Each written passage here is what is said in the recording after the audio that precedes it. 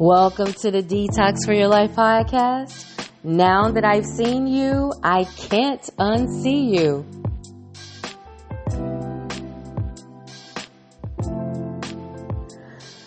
So one day I was watching the TV show FBI, and Maggie, one of the main characters on the show, found out her younger sister was in town. Her sister has a drug addiction problem. She was previously in rehab for drug abuse. And Maggie kind of felt like New York wasn't the best place for her. And so her sister was staying with someone she met while she was in rehab. And that made Maggie feel a little leery. And that friend's boyfriend was involved in some shady drug dealings. And Maggie's sister wanted to help the FBI catch the bad guys. But Maggie was so fearful to have her sister in that environment. And so they finally agreed. And Maggie met up with one of the bad guys. And she was pretending to buy drugs. And so the guy was like, oh, I'm going to need you to do a line. You know, he wanted to make sure that it wasn't a setup, right? And he just insisted that Maggie's sister do a line of coke. And Maggie was furious.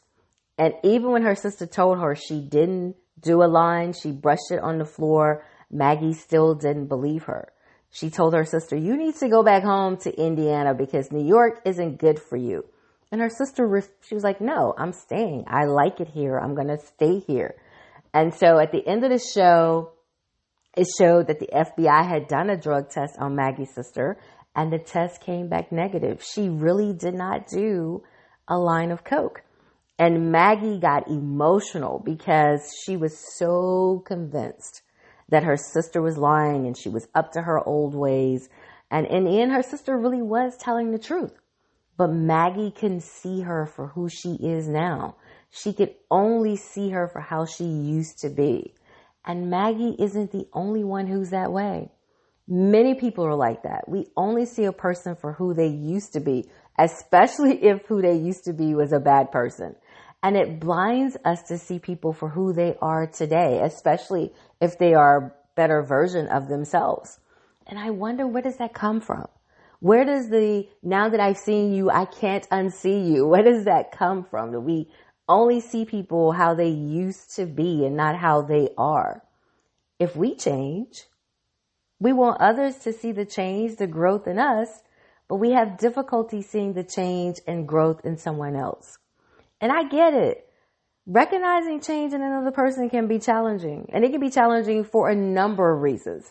And one of those reasons could be familiarity bias. People often have this preconceived notion or these mental images of others based on past experiences and interactions.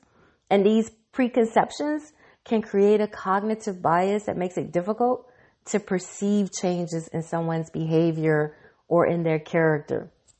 Another reason why it could be hard for us to see a change in someone else, it could be our limited perspective.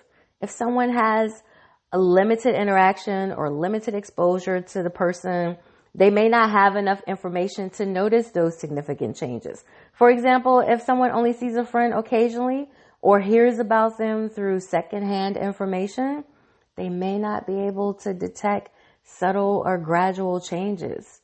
Another reason why they may not be able to unsee someone is confirmation bias. People tend to seek out information that confirms their existing beliefs or expectations. So if someone has a fixed perception of another person, they may unconsciously ignore or downplay evidence that contradicts their beliefs, making it difficult for them to see the changes that have occurred. Another reason why they may not be able to unsee that person is because of an emotional attachment. A strong emotional connection can cloud someone's judgment, and it can make it harder to recognize changes.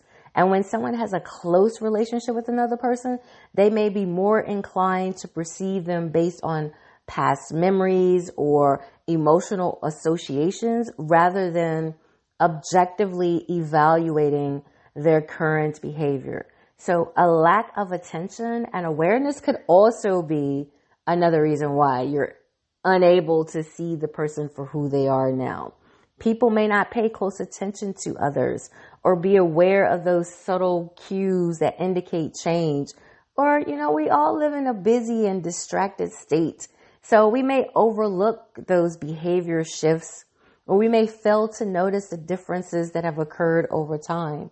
So it's important to remember that perception is subjective, and different people may interpret the same changes differently. And sometimes, you may just should have a conversation with someone.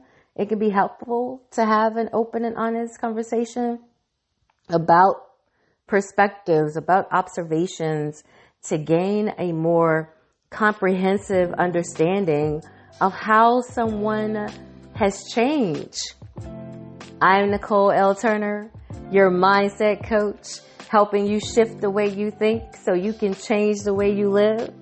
If you're in need of a mindset coach, you can connect with me at detoxforyourlife.com.